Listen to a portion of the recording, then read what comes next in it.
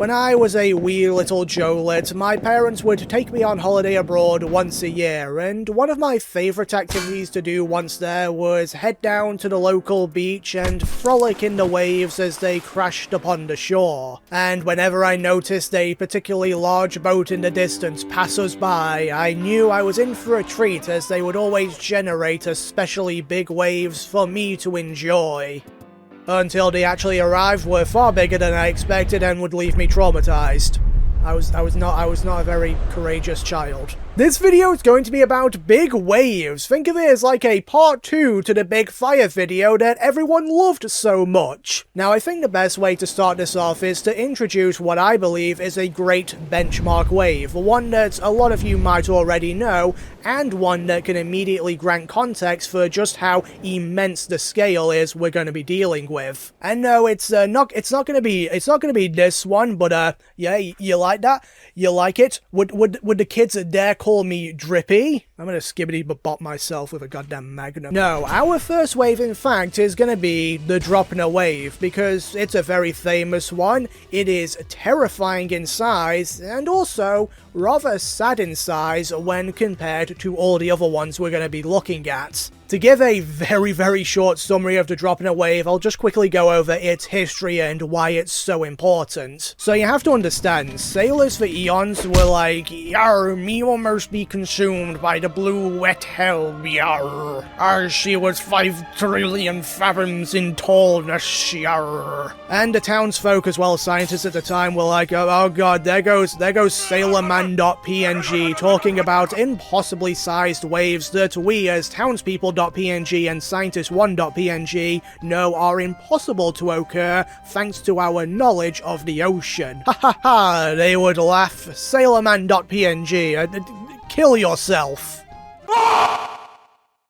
But then on, I kid you not, January 1st of 1995, the Dropner wave would Dropner its nuts right onto the scientific world. So, at the Dropner oil platform located in the North Sea, everything was going normally on that specific day, until a wave measuring 25.6 meters in height smashed into the platform. The wave was so unexpectedly tall, it would almost submerge the entirety of the platform, and would even cause some minor damage. The consensus before this was that once every 10,000 years, a wave measuring 20 meters would drop by. However, this specific event would lead scientists to do a bit more research into whether or not that was actually accurate. And as it turns out, it wasn't, as many more rogue waves would be confirmed, completely destroying the previous hypothesis, as well as vindicating Sailorman.png, God rest his soul. In the end, this would lead to what our common understanding of rogue waves are, seemingly random waves that are significantly bigger than all other waves around them. If you want a bigger breakdown of this whole event and rogue waves as a whole, I'd recommend watching Emplemon's video on it if you haven't already. It's a really, really good watch. For this video though, we only really care about how big they're gonna get, which brings me nicely to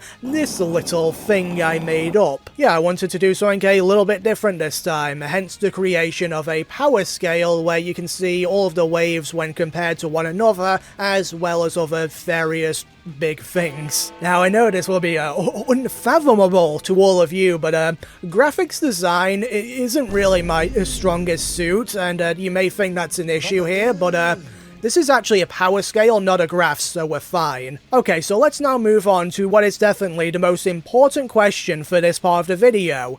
What is the biggest rogue wave ever? And well, it's as you'd expect, a little bit difficult. The largest one measured with scientific instruments was in 2000 when a research vessel, RPS Discovery, recorded a wave that measured 29.1 meters in height while in the Atlantic Ocean off the west coast of Scotland, so already outing the Dropner wave by a few meters. However, there were a couple more examples that featured slightly larger waves, and while they weren't recorded by some nerd with a ruler, do have a decent amount of evidence as a lot of people witnessed them. In 2001, the MS Brenda and another ship, the Caledonian Star, both claimed to encounter 30-meter tall waves while in the South Atlantic Ocean. And then all the way back in 1933, the USS Ramapo reported a wave that was 34 meters in height, which, if I'm not mistaken, is the tallest rogue wave ever reported in open seas by a ship. Not the tallest one to impact a ship though, as that honour would go to the HMS Queen Mary or the HMS Queen Elizabeth II, both of which encountered waves that were between 28 and 29 meters tall. However, all these waves are so close together in size, there's really not too much point in going with any of them aside from the one that was measured by the nerds, because it's the one that we can be the most confident in. So is this right here our biggest rogue wave?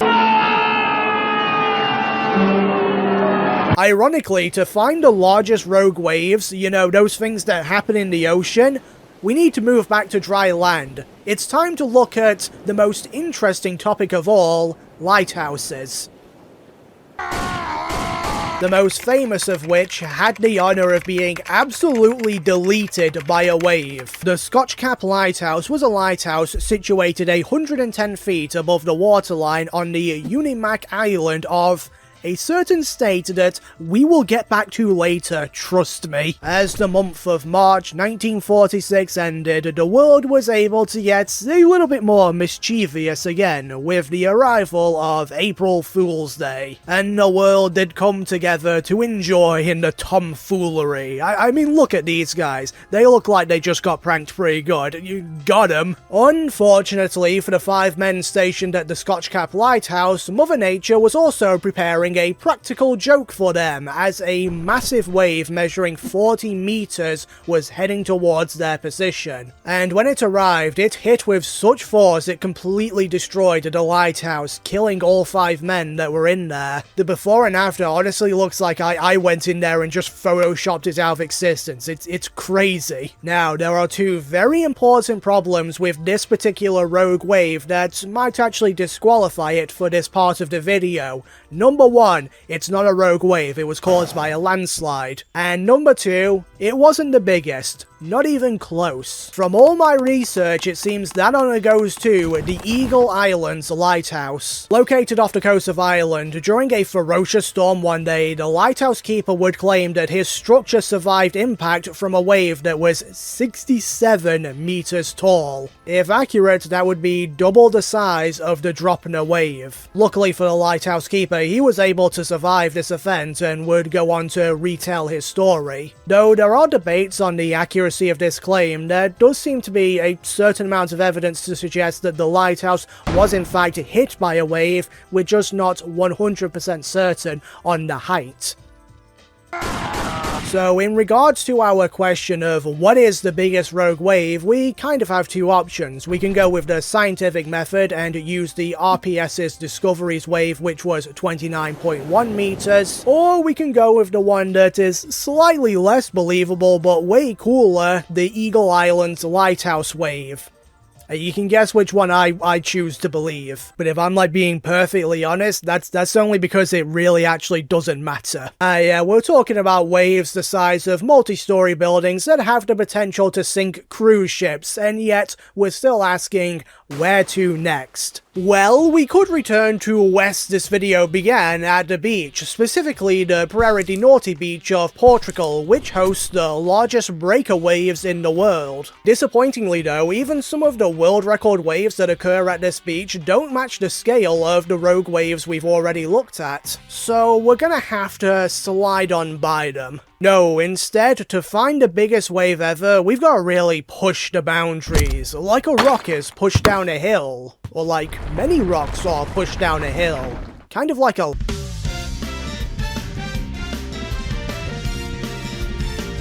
In Pokemon, water is super effective against ground, which is incredibly stupid because if you throw enough ground into a large body of water, it will run away like a goddamn coward. Sometimes into Italian villages, but that's neither here nor there. It was actually in Italy, a little bit north of Venice. The Fajont Dam started construction in 1936, and the work was led by a bunch of complete morons. There had been numerous reports that due to the building of the dam, the mountainside surrounding it was beginning to become upset, and that a major landslide was imminent. A fact that upon hearing, the morons in charge were like, "Oh, don't worry about your strong objections. They've been duly noted and promptly ignored." Surprise, surprise, on the 9th of October 1963, as the reservoir sat with about 17 million litres of water in it, a major landslide would start. The 92 1.2 million cubic tons of earth were sent crashing into the reservoir, displacing enough water that a wave was sent over the top of the dam and down into the valley below, destroying many villages and killing thousands. Now, as you can imagine, a wave created in such a way would be absolutely enormous, but exactly how big did it get? Pretty goddamn big. I mean, hell, look at it compared to the other waves. They're basically non-existent. 250 meters is the size the wave reportedly reached. I'm gonna show you this footage again. It's from the Prairie du Norte beach, and it shows a big wave. Now, this wave is currently being served by Sebastian, and it is, at the time of this video's making, the largest wave that was ever surfed.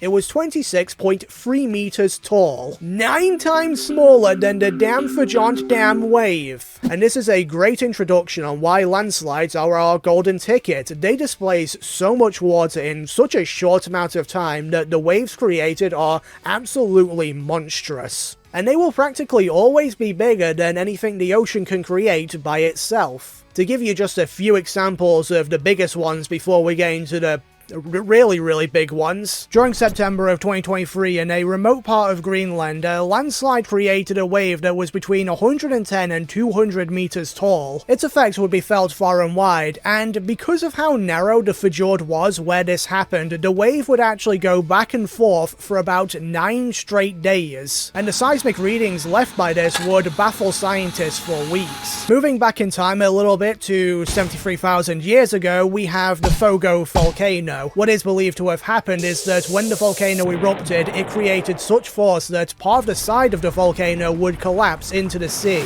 resulting in the creation of a wave that was around 170 meters tall, or in some sources, 270 meters tall. As a quick disclaimer, there seems to be more credit on the fact that it was around the 200 meter mark, not the 300 meter, so that's important for later because it in fact does not top the Fajant Dam. Regardless of its true size, it was definitely big enough to absolutely devastate the islands surrounding Papua New Guinea. And then we have...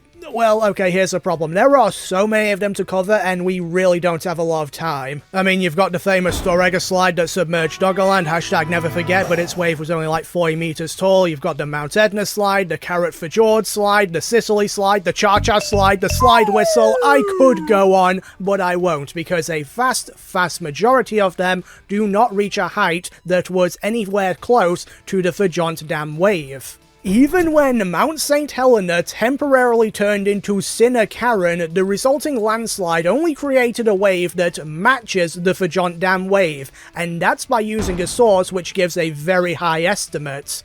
Yeah, I'm not kidding. When it comes to creating waves, you know, the thing the ocean do, we, humans, are responsible for the biggest one, because of course we somehow are.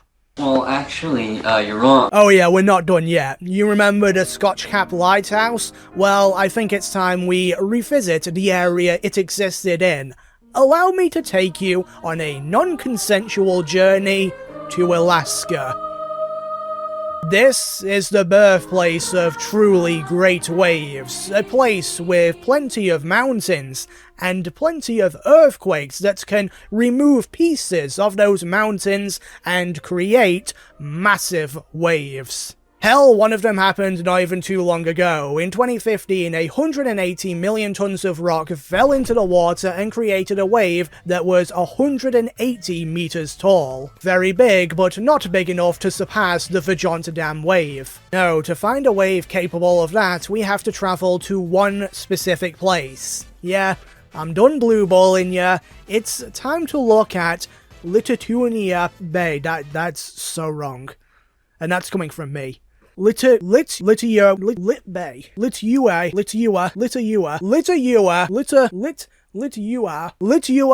The next day. Lituya Bay, a small little inlet surrounded by forests and mountains. Now this poor single location seems to be in the perfect location to have had multiple monster waves. And by that I do mean a 120 meter wave in 1854, a 60 meter wave in 1899, and a 150 meter wave in 1936, all of which being created by landslides, themselves being the result of more than likely earthquakes. But the one we've come for happened on the 9th of July, 1958. Once again, an earthquake at the Fairweather Fault of Alaska would strike. In terms of strength, it was between a magnitude 7.8 and 8.3, and thereby posed a significant danger. And this would be perfectly exemplified at Lituya Bay. Now, have you ever seen a chunk error in Minecraft? You know, where a piece of the earth is just missing.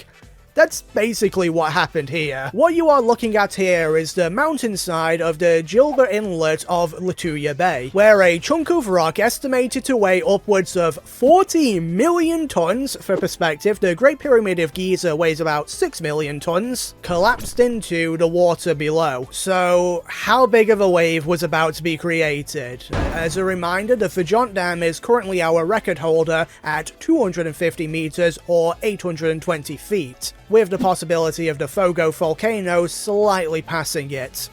And I have just realised now that I haven't been using the volcano's full name. I apologise to the volcano for that. Are these two absolute behemoth of waves about to be surpassed by the Lituya Bay wave? I don't know. I guess we'll have to play the Summoning Salt music and wait and see.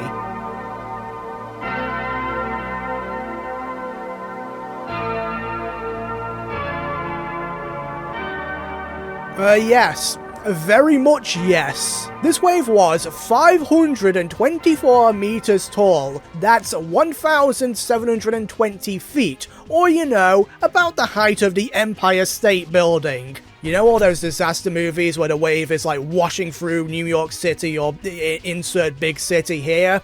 Yeah, this wave is almost bigger than a lot of them. In fact, do you want to know how tall the waves in Interstellar were? They were like 4,000 feet, so a little bit bigger, just ever so slightly. Alright, that's just a bad example. You know the wave in the movie 2012? God damn it, that's also...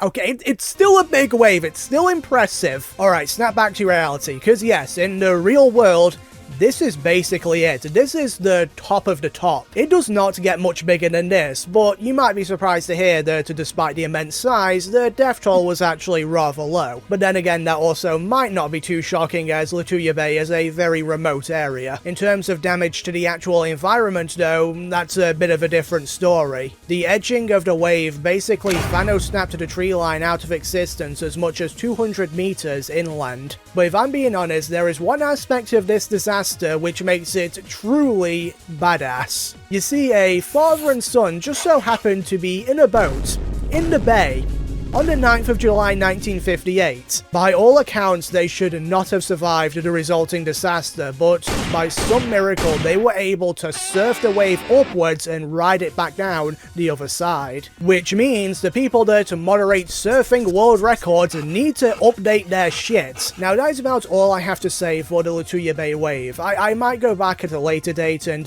make a longer video about it, because I did find this PDF article which goes into an insane amount of detail. But for now, for this video, we have everything we need. We have the big number. The biggest, in fact, and that is a big amount of fun. I have done it. Kind of. If you're just looking for a wave that is commonly agreed upon in scientific fields to be the biggest of all time, then the one at Lituya Bay is the only one that really matters. It's the end of the video for all intents and purposes.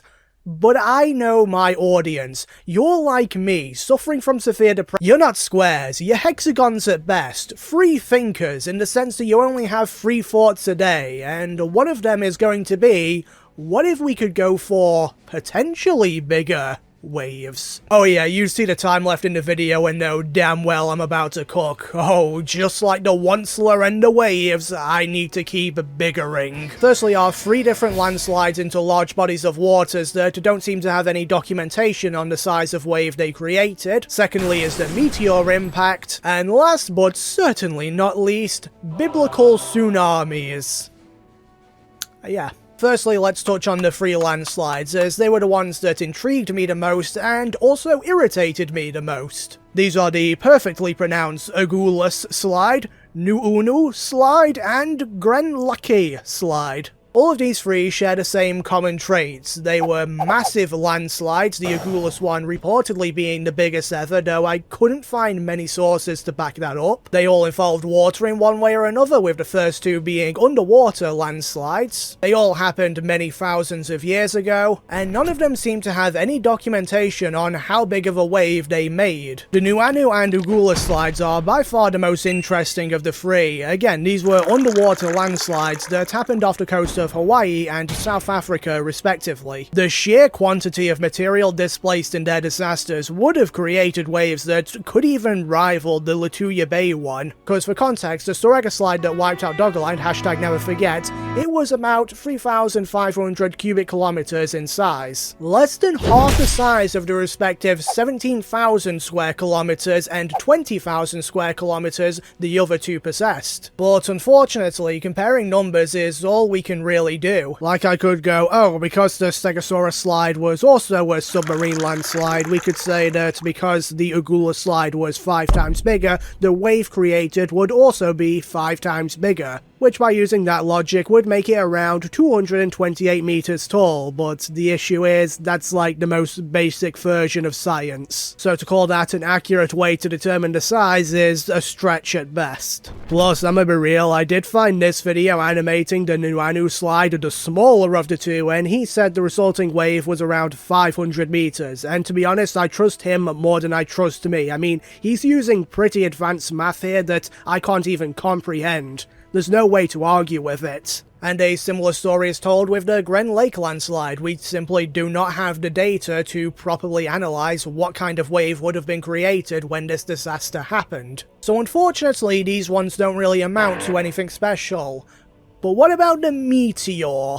Well, it's kind of a funny thing. You see, the meteor strike, the one that killed the dinosaurs, created, in a way, a tale of 2 waves. So we have the first story, and this one you might be more aware of, and that's the fact that when the meteor hit, because it landed in shallow water, it only created a wave that was about 100 meters tall, so not even remotely close to the largest waves of all time. However, scientists theorized that if the meteor had landed in deeper water, it could have potentially created a wave that was 1.5 kilometers tall. And that is the low estimates, with other sources saying it could be upwards of 4 kilometers tall. However, once again, that's not even in the realms of possibility, it's just a what-if scenario. Unless you look at some other sources, in which case it seems to be not a what-if scenario, but a what actually happened scenario. Yeah, after reading a few articles, there seems to have been, in recent times at least, a shift in momentum towards the idea of the wave actually being 1.5 kilometers tall, despite the meteor landing in shallow water. Like reading this article, for example, there doesn't seem to be any indication that they're referring to the what-if scenario. They seem to be saying, yeah,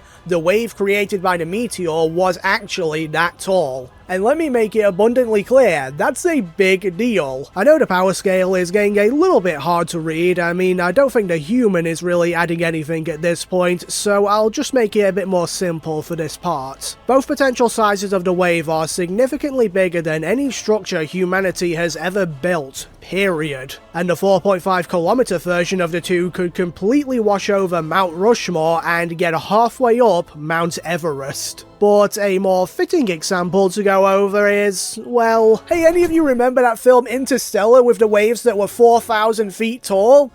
Yeah, not the biggest anymore, are ya? As you've probably already guessed though, there are two important distinctions to make clear that do hurt the chances of this wave actually being the biggest. Number one is just a reminder that, yeah, a lot of sources do still say that the wave was only 100 meters tall, and that if it were to reach a 1.5 kilometer size, the meteor would have had to land in deeper water. And number two is the question, can you really class the wave that was created here as a wave in the same way the Lituya Bay wave was a wave? Because when it was created by the meteor, it wasn't as much the displacement of water, it was just the pure impact of the meteor striking the Earth. So you could see the 1.5 kilometer tall wave as more of just the water splashing upwards rather than creating like an unstoppable wall of ocean. At least I'm somewhat confident that's how it maybe might have worked. I don't know. If I'm wrong, blame him. It's all his fault, not mine. But right, I think we're done with the potential maybe impact of the meteor. I think it's time to end this video off on a more scientific conclusion.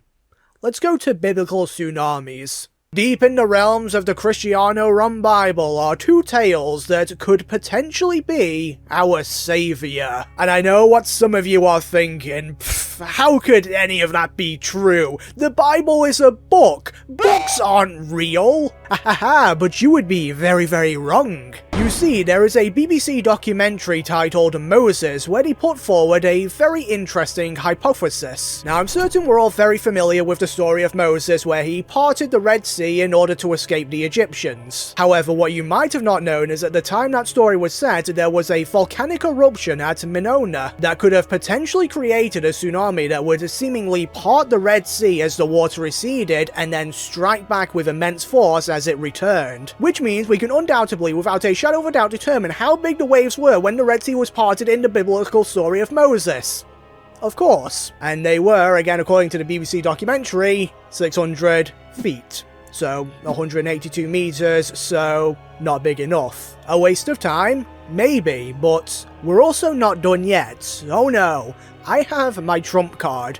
Do you remember that scene I've shown a few times now of the 2012 movie 2012? Whereby the waves were casually passing over the Himalayas, the tallest point on Earth. Oh, I bet you all thought that a scene like that would be impossible to recreate, but clearly you're all going to hell because you've not read chapters 6 to 9 of the Book of Genesis. Because in this arc of the manga, God decided to do a little bit of resetting in the way of committing genocide with a big wave. Yes, he did indeed flood the entirety of the Earth, but I'm sure some of you biblical scholars will already be waggling your fingers at me saying, well, actually, he didn't really create a wave, he just kind of opened up the heavens and the Earth or something like that. And for a while, basically every source I looked at said the exact same thing, so it seems like just a complete dead end and I was gonna have to give up.